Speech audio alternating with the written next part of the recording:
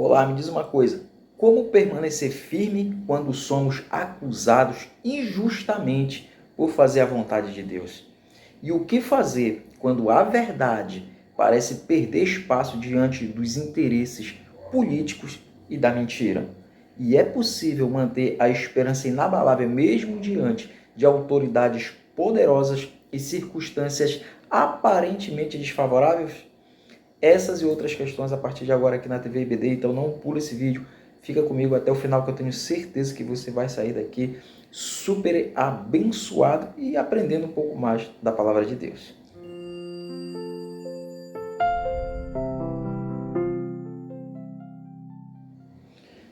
Graças a Deus, meus queridos irmãos, sejam todos muito bem-vindos à nossa TV IBD para darmos sequência aqui às nossas aulas semanais da Escola Bíblica Dominical Classe dos Adultos. Para você que não me conhece, eu sou o pastor Rodrigo Lima, é um prazer recebê-lo aqui. Só vou pedir rapidamente para você se inscrever no canal, comenta, compartilha, deixa aquele joinha, porque aí você estará me ajudando a expandir os ensinamentos da palavra de Deus, ok? Vamos lá, chegamos na lição de número 10, que tem por título Uma Esperança Inabalável perante os Poderosos, tá? Então, o tópico primeiro, a acusação injusta. Ponto 1, a conspiração judaica contra Paulo.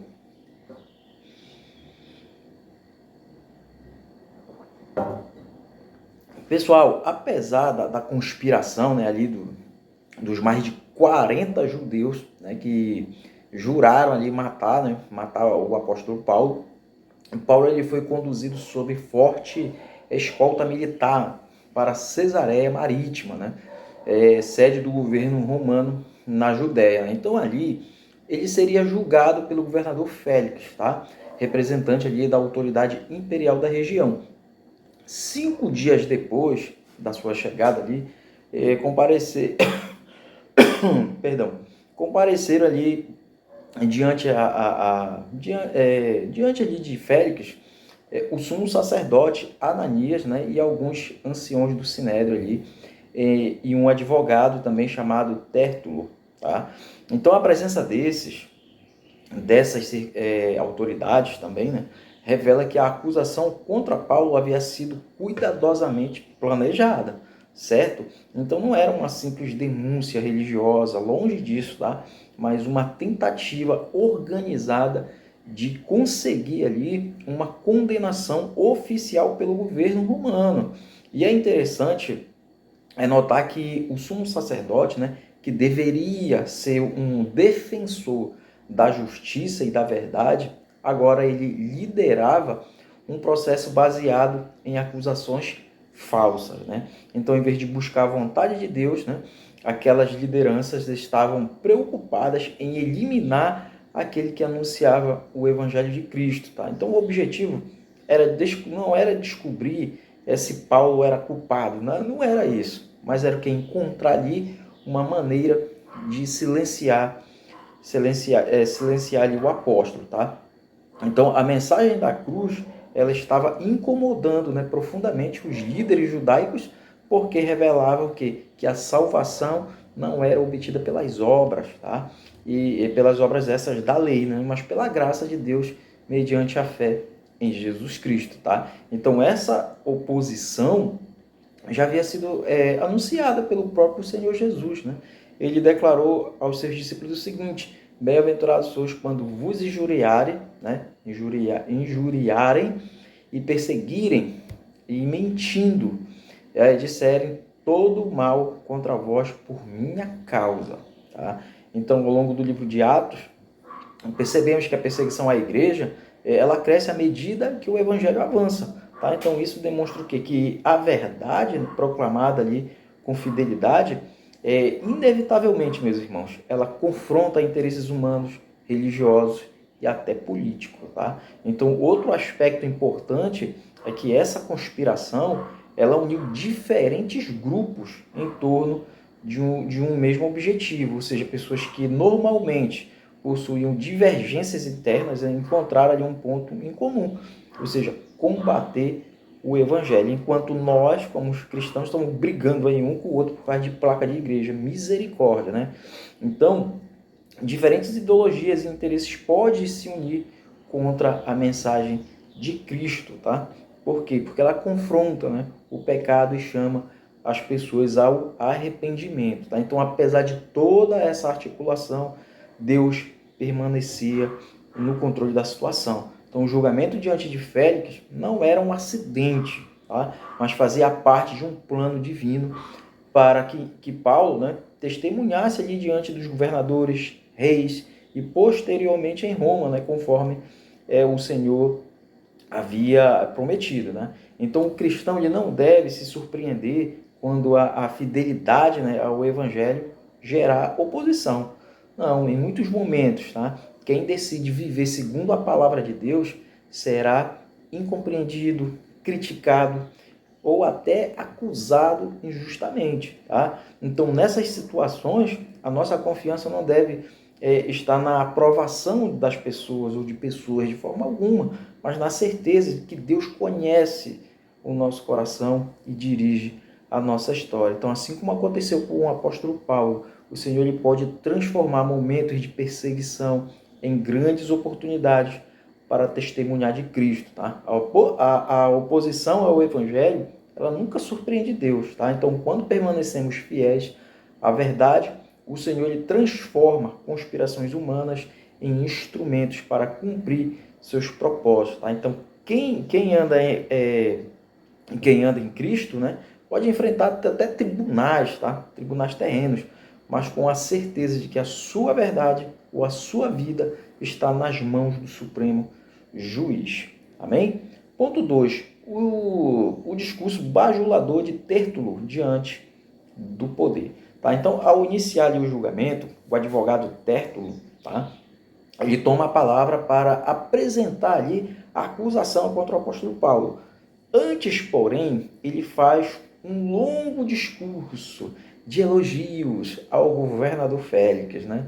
Pois é, isso não acontece só no dia de hoje, não. Isso já vem desde a antiguidade, tá? Então, seu objetivo não era reconhecer virtudes reais do governador, mas conquistar sua simpatia e influenciar a sua decisão.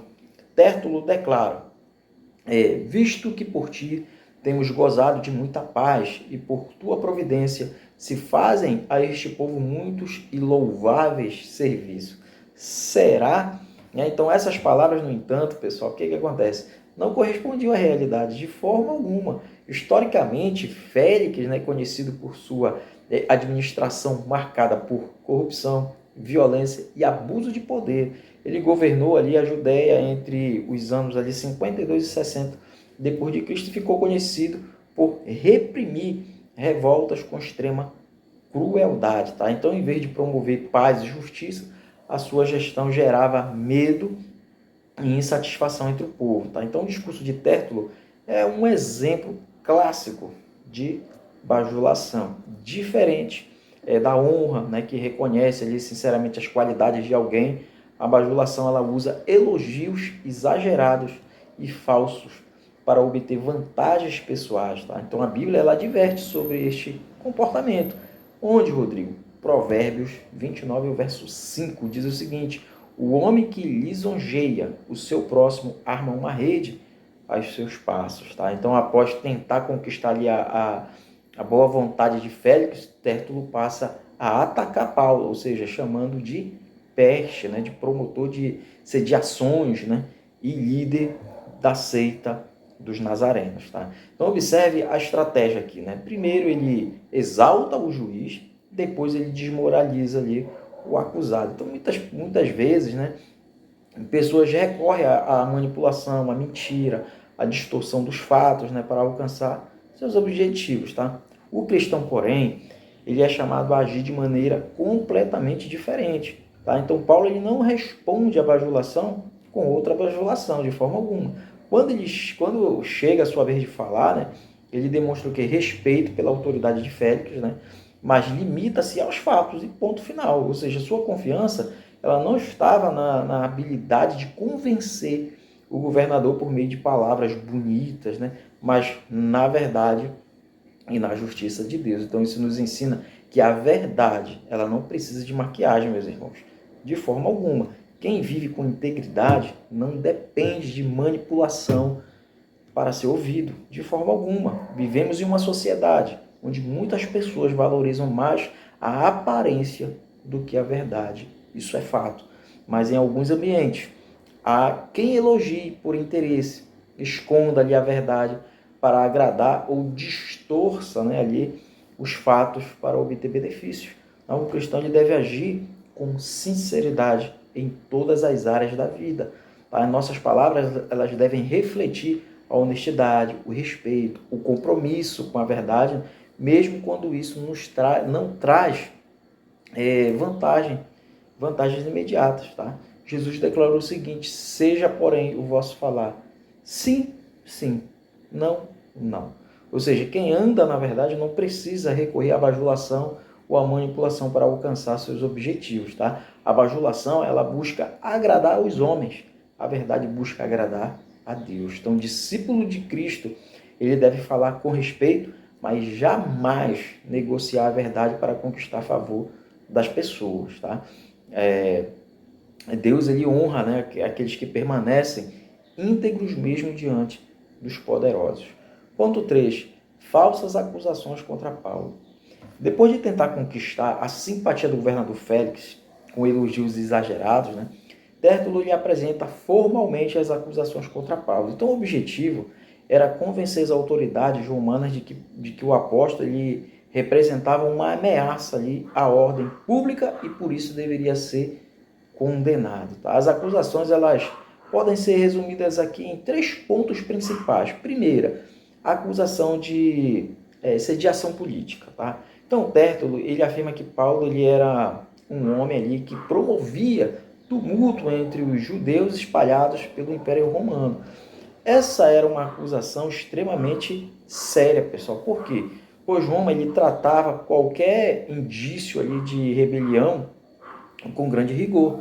Tá? Só que essa acusação ela era completamente falsa. Né? Ou seja, em suas viagens missionárias, Paulo nunca incentivou revoltas contra o governo, nunca, pode ler aí a Bíblia todinha aí, Atos dos Apóstolos, nunca ele fez isso. Pelo contrário, ele ensinava os cristãos a respeitarem as autoridades constituídas, como está lá em Romanos 13, tá? E a viverem ali de maneira pacífica com quem? Com todos. Tá? Então, os tumultos que surgiam, e era verdade isso, surgiam nas cidades, não eram provocados por Paulo, não, mas pela rejeição de muitos à mensagem do Evangelho. Percebe a diferença aí? Segundo, a acusação de heresia religiosa. Tértulo também chamou Paulo de principal defensor da seita dos nazarenos. Ou seja, ao usar a palavra seita, ele procurava diminuir o cristianismo diante das autoridades romanas, né, apresentando-o como um movimento perigoso e sem legitimidade. Tá? Na realidade, o evangelho não era uma ruptura com os processos com as promessas do Antigo Testamento de forma alguma, mas o seu cumprimento em Jesus Cristo. Então, Paulo ele não havia abandonado a fé dos patriarcas de forma alguma. Ele cria que todas as promessas de Deus encontravam o seu cumprimento no Messias. Tá? Mais tarde, em sua defesa, ele afirmará o seguinte: creio tudo quanto está escrito na lei e nos profetas, né? Atos 24, 14. E terceiro, acusação de profanação do templo. Por fim, Tértulo, né, ele acusa Paulo de ter profanado o templo de Jerusalém. Tá? Então, essa acusação já havia sido levantada, né, anteriormente pelos judeus da Ásia, tá? Que afirmavam que sem qualquer prova que Paulo havia introduzido um gentil nas áreas restritas do templo. Tá? Então, Lucas deixa claro, né, que tudo não passava de uma suposição, ou seja, nenhuma testemunha apresentou evidências concretas, né, e os próprios acusadores que iniciaram ali a confusão nem sequer compareceram ao julgamento. Tá? Então, todo esse episódio aqui revela que como a mentira frequentemente tenta assumir a aparência de verdade, né, quando repetida por muitas pessoas. Tá? Então, diante de Deus, a verdade ela sempre prevalece. Mesmo cercado de falsas acusações, Paulo permaneceu tranquilo porque a sua consciência estava limpa diante do Senhor. Então ele sabia que podia ser condenado pelos homens, mas jamais pelo Deus que conhece todas as coisas. E o cristão também pode enfrentar julgamentos injustos, sem sombra de dúvida. Em alguns momentos, pessoas interpretarão mal as nossas atitudes, distorcerão ali as nossas palavras ou até levantarão acusações falsas contra nós. Tá? Então, nessas situações, devemos aprender com Paulo, ou seja, em vez de responder ali com ódio, com vingança, né, somos chamados a permanecer firmes, na verdade, confiando que Deus conhece nossa integridade. Tá? Então, como ensinou o apóstolo Pedro, diz o seguinte: porque melhor é que padeçais fazendo o bem, se a vontade de Deus assim o quer, do que fazendo o mal. 1 Pedro 3,17. Tá? Então, nossa maior defesa ela continua sendo uma vida coerente com o Evangelho. Tá? Então, as falsas acusações elas podem atingir a nossa reputação, mas não podem destruir o propósito de Deus na nossa vida. Então, quem anda, na verdade, pode descansar tranquilo aí, pois o Senhor conhece os fatos, defende, né, os seus servos e no tempo certo faz prevalecer a sua justiça. Tópico 2, a defesa do Evangelho baseada na verdade. Ponto 1, Paulo expõe sua integridade e fala com coragem.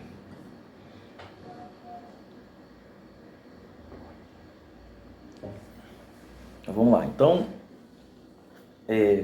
depois de ouvir todas as acusações ali de Tértulo, chega o momento de Paulo apresentar a sua defesa. Né? Então, diferentemente do advogado dos judeus, né, o apóstolo ele não recorre à bajulação, nem tenta ali manipular o governador Félix com elogios exagerados. Não. Sua confiança estava na verdade dos fatos e, acima de tudo, na fidelidade de Deus. Então, Paulo inicia a sua fala com respeito. Olha o que ele diz: sabendo eu que há muitos anos és juiz desta nação, com tanto melhor ânimo respondo por mim. Atos 24:10. Então, observe que Paulo ele reconhece a experiência de Félix como governador, mas não exagera nem inventa qualidades para conquistar sua simpatia. Tá? Então, ele demonstra que é possível honrar as autoridades sem abrir mão da verdade. Então, essa atitude ela reflete o ensino bíblico de respeito às autoridades, né, constituídas, sem cair na prática da bajulação. Devemos respeitar todas as pessoas. Tá? Então, Paulo ele passa a responder às acusações com fatos concretos. Ou seja, ele explica que havia chegado a Jerusalém poucos dias antes, né, com o propósito de adorar a Deus e que não havia provocado tumultos nem incitado o povo à rebelião. Tá? Ele afirma o seguinte: nem no templo me acharam falando com alguém, nem amotinando o povo, nem nas sinagogas, nem na cidade. Né?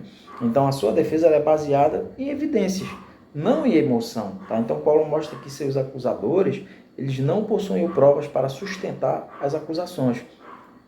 Nem tampouco podem provar as coisas de que agora me acusam. Atos 24:13, tá? Outro detalhe importante aqui, pessoal, é que Paulo ele estava praticamente sozinho, ou seja, não haviam testemunhas em sua defesa e nenhuma equipe de advogados ao seu lado, tá? Então, ainda assim, ele permaneceu firme porque sabia que não estava sozinho, né? Então, o Espírito Santo cumpria, né, a promessa feita por Jesus. Que promessa é essa, Rodrigo? Porque eu vos darei boca e sabedoria a quem não poderão resistir, nem contradizer todos quantos se vos opuserem. Lucas capítulo 21 e o verso 15. Tá? Então, essa cena, ela nos ensina que uma vida íntegra é uma das maiores defesas do cristão. Ou seja, quando nossas atitudes, né, são coerentes com nossa fé, as acusações elas podem até surgir e vão surgir mesmo. Eu não estou aqui para mentir, vão surgir, mas elas terão dificuldade em encontrar fundamento. Tá? Então, Paulo ele não era perfeito, como nós, não somos perfeitos, mas a sua consciência estava tranquila porque ele vivia de forma sincera diante de Deus. Tá? A sua coragem não vinha da autoconfiança, mas da certeza de que Deus, o Senhor, dirigia a sua vida e conhecia a sua fidelidade. Tá? Então, vivemos em uma época em que opiniões, né, e acusações se espalham aí rapidamente, né, principalmente por meio das redes sociais, né. Então, muitas vezes as pessoas são julgadas antes mesmo que os fatos sejam conhecidos, né. Então, nessa situação, o cristão ele deve resistir à tentação de responder com a mesma agressividade.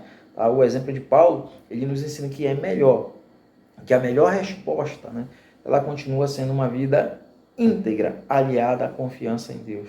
Tá? Então devemos lembrar que o Espírito Santo ele continua capacitando os servos de Deus a falar com sabedoria quando precisam defender a sua fé. A verdade, ela não precisa de artifícios para permanecer de pé, de forma alguma.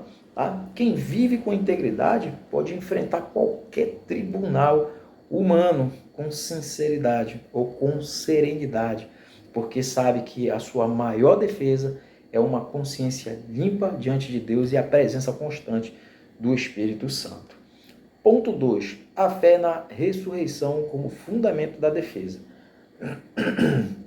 Então, depois de refutar ali as falsas acusações, Paulo lhe revela o verdadeiro motivo pelo qual estava sendo julgado. Ou seja, o problema não era um crime político, tá? Nem a profanação do templo, mas sua fé em Jesus Cristo e na esperança da ressurreição dos mortos. Ele declara diante de Félix: confesso-te, porém, que conforme aquele caminho a quem chamam seita, assim sirvo ao Deus de nossos pais, crendo tudo quanto está escrito na lei e nos profetas. Né? Então essa afirmação é exatamente importante, porque Paulo ele deixa claro que o cristianismo não era uma religião nova ou uma ruptura com o Antigo Testamento, de forma alguma, pelo contrário, ele continuava servindo ao mesmo Deus de Abraão, de Isaac, de Jacó, crendo nas Escrituras e reconhecendo que Jesus era o cumprimento das promessas feitas pelos profetas. Tá? Então, ao chamar o cristianismo de o caminho, Paulo utiliza uma expressão muito conhecida da igreja primitiva. Né? Então, esse nome destacava que seguir a Cristo não era ali apenas aderir uma doutrina, não era isso, mas viver um novo estilo de vida, marcado pela obediência e pela comunhão com Deus. Tá? O centro da defesa de Paulo estava na esperança da ressurreição. Como diz aqui, tendo esperança em Deus, com estes mesmos também esperam de que há de haver ressurreição de mortos, assim dos justos como dos judeus. Atos capítulo 24, verso 15. Então a ressurreição era uma das verdades fundamentais do Evangelho. Tá? Então, se Cristo não tivesse ressuscitado, né, toda a pregação apostólica seria inútil. Então, o próprio Paulo escreveu aos Coríntios: mas de fato, Cristo ressuscitou dentre os mortos e foi feito as primícias dos que dormem. Tá? 1 Coríntios 15, 20. Tá? Então, essa esperança sustentava o apóstolo em meio às perseguições, prisões e sofrimentos. Tá? Então, ele sabia que a sua vida não terminaria ali com o julgamento romano, porque a sua verdadeira esperança estava na promessa da vida eterna. Tá? Em seguida, o que ele faz? Ele faz uma declaração que demonstra como essa esperança, né, influenciava ali seu comportamento diário. O que ele declara? Por isso procuro sempre ter uma consciência sem ofensa, tanto para com Deus como para com os homens. Né? Atos 24, verso 16. Então, a crença na ressurreição não era apenas uma doutrina teológica, tá? Ela transformava a sua maneira de viver. Paulo sabia que um dia, né, compareceria ali diante do tribunal de Cristo. Ele tinha essa consciência, né? Então ele se esforçava, né, para viver com integridade diante de Deus e das pessoas. Essa é uma grande lição para a igreja de hoje. Ou seja, a nossa esperança não deve estar nas circunstâncias desta vida, tá? Mas na promessa do retorno de Cristo e da ressurreição dos salvos. Então, quem vive com essa perspectiva aprende, né, a valorizar mais a eternidade do que os planos ou as críticas desse mundo. Vivemos em uma sociedade que concentra, né, que concentra o quê? a sua atenção apenas no presente, tá? Buscando ali satisfação imediata, o sucesso passageiro, tá? Mas o cristão ele é chamado a viver com os olhos voltados para a eternidade. A esperança da ressurreição nos fortalece para enfrentar as perdas, perseguições, injustiça, pois sabemos que Deus ele cumprirá todas as suas promessas. Tá? Então essa esperança também nos motiva a viver de maneira santa, sabendo que as nossas escolhas têm consequências eternas. Tá? Então a esperança da ressurreição, ela transforma a forma como enfrentamos as dificuldades da vida. Quem crê que Jesus venceu a morte, vive com coragem no presente, com os olhos firmes na eternidade. A nossa maior esperança não está nos tribunais desta terra, mas na promessa do reino eterno de Deus. Glória a Deus por isso. Ponto 3. Uma consciência irrepreensível diante de Deus e dos homens.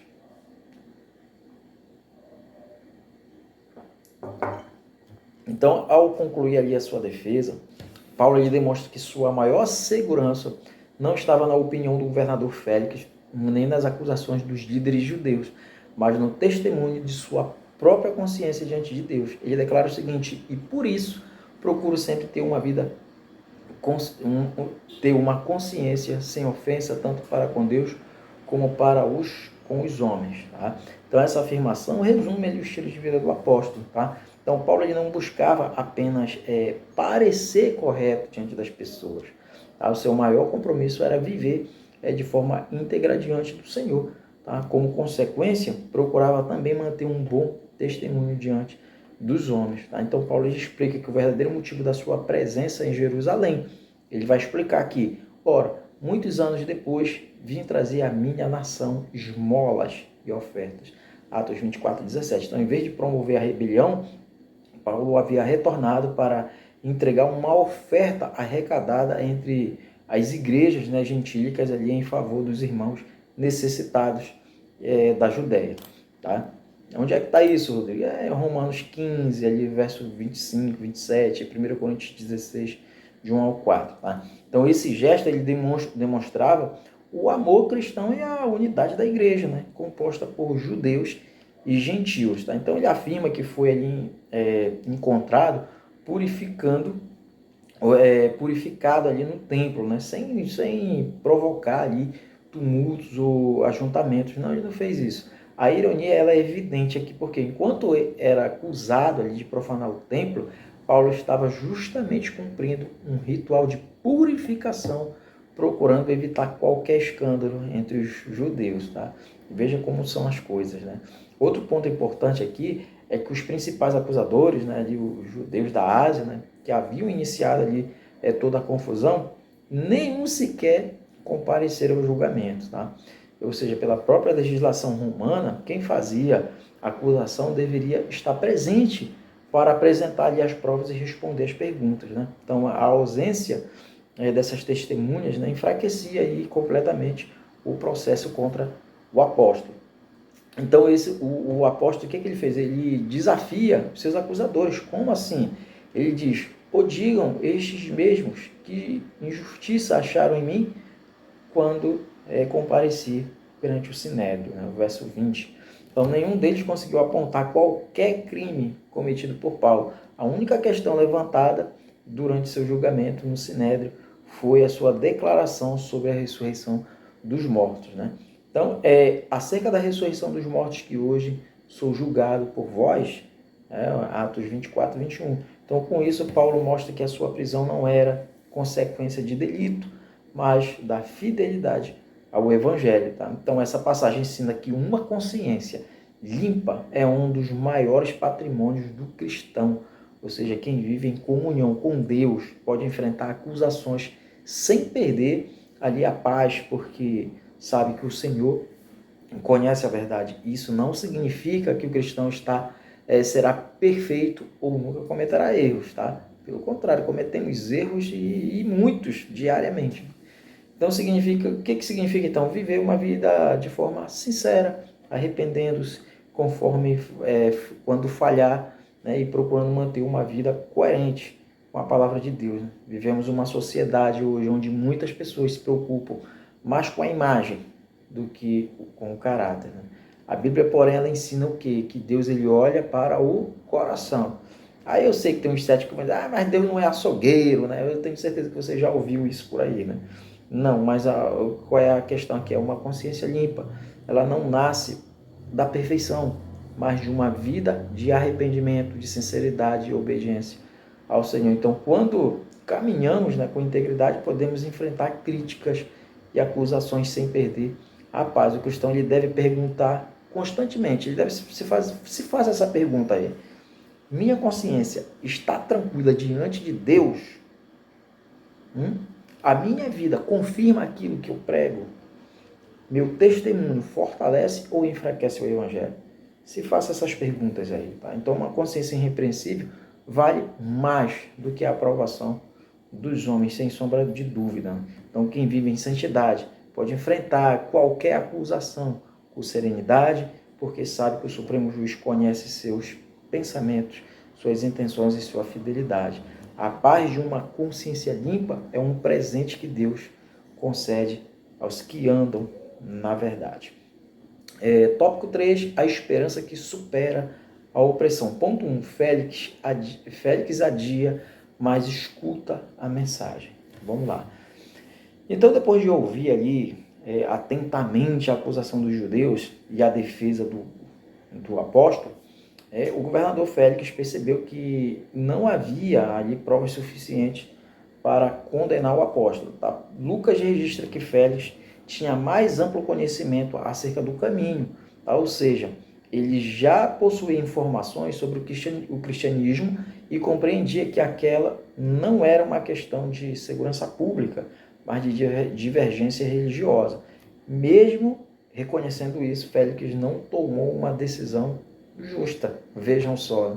Então, em vez de absorver Paulo, ele adiou o julgamento, dizendo que esperaria ali a chegada do tribuno Cláudio Lísias para decidir o caso. Tá? Então, na prática, o que aconteceu aqui? Essa foi uma forma ali de evitar um conflito com as lideranças judaicas, né, e preservar seus próprios interesses políticos. Tá? Então, essa atitude revela uma triste realidade. Saber o que é certo não significa necessariamente fazer o certo. Tá? Porque às vezes as pessoas sabem que é certo, mas não praticam o que é certo. Então, Félix ele tinha elementos suficientes para libertar Paulo, mas preferiu a conveniência, né, em vez da justiça. Tá? Então Deus ele transformou aquele adiamento em mais uma oportunidade para o Evangelho, ou seja, Paulo ele permaneceu preso, porém recebeu ali certa liberdade, ou seja, o governador permitiu que seus amigos o visitassem e o assistissem. Tá? Então o que parecia ali uma derrota tornou-se uma ocasião para continuar testemunhando de Cristo. Tá? Esse episódio nos ensina que Deus ele continua agindo, mesmo quando as autoridades humanas falham. Né? Então, o atraso da justiça dos homens jamais impede o cumprimento dos planos do Senhor. Tá? Paulo ele permaneceu preso aos olhos de Roma, mas continuava livre para cumprir a sua missão. Ao longo da história bíblica, vemos que Deus frequentemente utiliza circunstâncias difíceis para realizar seus propósitos. José ele foi preso antes de governar o Egito. Né? Daniel ele foi lançado na cova dos leões antes de ser exaltado. E Paulo permaneceu preso para testemunhar diante de governadores, reis e posteriormente em Roma. Muitas vezes também enfrentamos situações em que as pessoas adiam decisões, agem por interesse ou deixam de fazer o que é justo. Nessas horas, meus irmãos, podemos ser tentados ao desânimo, mas o exemplo de Paulo nos ensina a confiar que Deus ele continua no controle.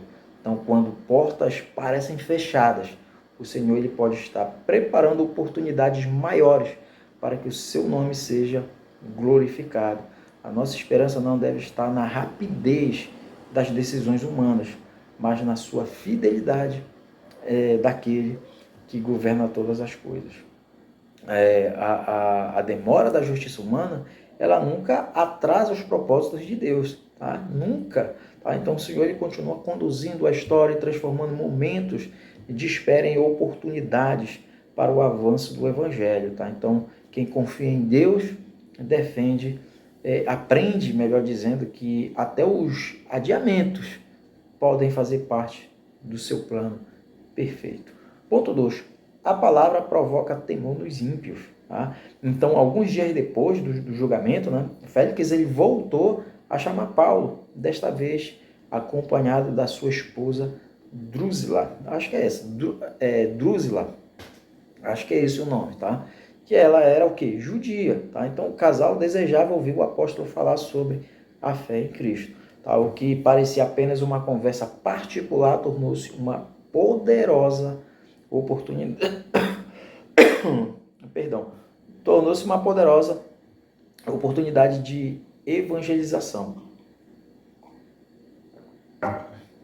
Vamos lá. Então, Paulo ele não aproveitou ali a ocasião para pedir liberdade, né? O que você faria? Ou, por favor, me solta, não sei o quê, eu sou crente, eu sou pastor, né? Não, ele não usou desse artifício de forma alguma. O que ele fez? Ele não buscou favores políticos ou negociou a sua situação de forma alguma. Em vez disso, ele anunciou fielmente a mensagem do Evangelho. Ou seja, Lucas registra que Paulo falou sobre 3 assuntos. Dissertamento, ele acerca da justiça, tá? Dissertamento a ele acerca da justiça, do domínio próprio e de juízo e do juízo vindouro. Ou seja, esses 3 temas atingiram diretamente a realidade de Félix e Drusila. Ou seja, primeiro, a justiça. Ou seja, Paulo falou sobre a justiça de Deus diante de um governador conhecido por suas decisões injustas e por administrar a província ali com corrupção e violência. Enquanto os tribunais humanos, né, podem falhar, Deus julga com perfeita retidão. O segundo foi o domínio próprio. Ou seja, historiadores relatam, pessoal, que o seu relacionamento com Drusila começou de maneira pecaminosa, ou seja, pois ela abandonou seu primeiro marido para viver com ele, né? Então, ao falar sobre o domínio próprio, Paulo demonstrava que seguir a Cristo exige submissão da vontade humana à vontade de Deus. E o terceiro foi juízo vindouro, ou seja, Paulo anunciou que todos comparecerão ali diante do tribunal de Deus, ou seja, governadores, reis e pessoas comuns prestarão contas de sua vida ao Senhor. Então, ao ouvir essa mensagem, Félix ficou profundamente abalado. A Bíblia diz o seguinte: estando ele apavorado, respondeu: por agora vai-te, e em tendo oportunidade te chamarei. Atos 24, 25. Então o evangelho produziu temor em seu coração, mas não gerou arrependimento verdadeiro. Tá? Percebe como são as coisas? Né? Então Félix preferiu adiar sua decisão espiritual. Né? Então essa é uma atitude e um grande alerta também. Né? Por quê? Porque muitas pessoas, né, elas são tocadas pela palavra de Deus, reconhecem os seus pecados e até sentem temor, mas deixam a decisão para outro momento. Tá? Então o problema é que a oportunidade de hoje, ela pode não existir amanhã. Simples assim. Né? Então o Espírito Santo ele convence o ser humano do pecado, da justiça e do juízo. Mas ninguém deve endurecer o coração diante desse chamado. Vivemos em uma época em que muitos preferem ouvir mensagens que confortam, mas evitam aquelas que confrontam o pecado. Tá? Então o verdadeiro evangelho não apenas consola, pessoal, aprendam isso. Ele também chama ao arrependimento e à transformação. Ou seja, como Paulo, a igreja ela deve anunciar toda a verdade de Deus, com amor, mas sem omitir temas essenciais, né, como a santidade, o domínio próprio, a justiça e o juízo final. Tá? Devemos tomar o cuidado para não agir como Félix, ou seja, emocionados pela palavra, mas sem uma decisão prática de obedecer a Cristo. Tá? O temor, o temor, né, diante da palavra é apenas o começo, pessoal.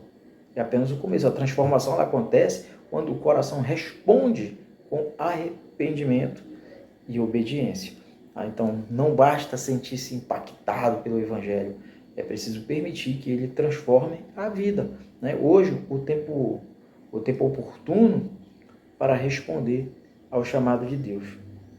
Tá? Ou seja, hoje Deus está falando com você, basta você responder a esse chamado. Ponto 3. A firmeza de Paulo na esperança em Cristo. Tá? Então, ao encerrar ali o capítulo 24 de Atos, Lucas informa que Paulo ele permaneceu preso por 2 anos em Cesareia. Né? Humanamente falando, parecia que a sua missão havia sido interrompida, né? Mas aos olhos de Deus, aquele período fazia parte de um plano maior. Ou seja, o texto revela que Félix chamava Paulo várias vezes para conversar com ele, ou seja, mas não por interesse espiritual. Tá?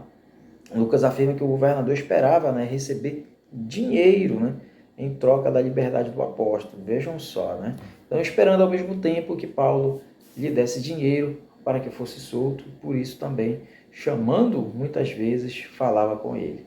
Tá? Atos 24, verso 26. Né? Então, essa atitude expõe o caráter de Félix. Né?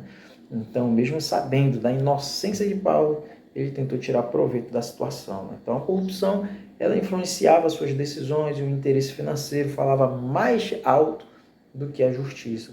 Paulo, porém, permaneceu firme. Né? Ele não tentou ali comprar a sua liberdade, nem negociar ali a sua integridade para escapar da prisão. A sua confiança estava em Deus e não em acordos humanos.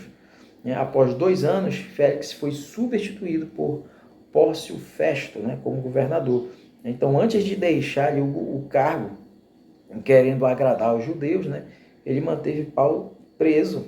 Mais uma vez, a política prevaleceu sobre a justiça. Né? Então, mesmo assim, Paulo não perdeu a esperança. Tá? Ele, durante esse período ali, né, de espera, ele continuou ali servindo a Deus e testemunhando de Cristo. Tá? A sua prisão não impediu o avanço do Evangelho, pelo contrário, tá? Ele preparou ali o caminho para que ele testemunhasse diante de governadores, reis e finalmente chegasse a Roma conforme o propósito anunciado pelo Senhor. Essa mensagem ela nos ensina que a esperança cristã não depende das circunstâncias. Tá? Paulo ele não colocava ali a sua confiança em Félix ou em Festo, né? Ou em qualquer outra autoridade humana. A sua esperança estava firmada em Cristo, que governa acima de todos os poderes da terra. Então, o autor da carta aos Hebreus escreve o seguinte: não rejeiteis, pois, a vossa confiança, que tem grande e avultado galardão, porque necessitais de paciência, para que, depois de haverdes feito a vontade de Deus, passais a alcançar a promessa. Né? Hebreus 10, verso 35 e 36. Então, essa era exatamente a experiência de Paulo. Ou seja, ele aguardava ali com paciência, sem perder a convicção de que Deus cumpriria a sua palavra. Em alguns momentos da vida, também enfrentamos períodos de espera, meus irmãos. Oramos, confiamos, mas as respostas parecem demorar, não é verdade? Nessas horas, somos tentados a pensar que Deus se esqueceu de nós. Né? Quantos dizem, oh meu Deus, mas eu oro tanto, o Senhor não me responde, o Senhor me abandonou, o Senhor me esqueceu, tudo, sabe? Aí às vezes perde a bênção por falta de paciência. A experiência de Paulo nos ensina que o silêncio de Deus nunca significa abandono. Tá? Então, enquanto esperamos, o Senhor ele continua trabalhando, preparando circunstâncias e conduzindo a nossa história segundo a sua perfeita vontade.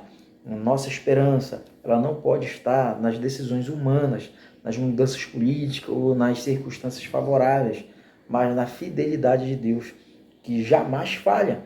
A verdadeira esperança, ela permanece firme, mesmo quando as circunstâncias parecem desfavoráveis. Tá? Então, quem confia em Cristo sabe que nenhuma prisão, injustiça ou atraso pode impedir o cumprimento dos planos de Deus. A esperança do cristão, ela não está nos homens, não está no que os homens decidem de forma alguma, mas nas promessas daquele que reina para sempre. Amém? Que Deus abençoe a sua vida poderosamente em nome de Jesus e até o próximo vídeo, se Deus permitir.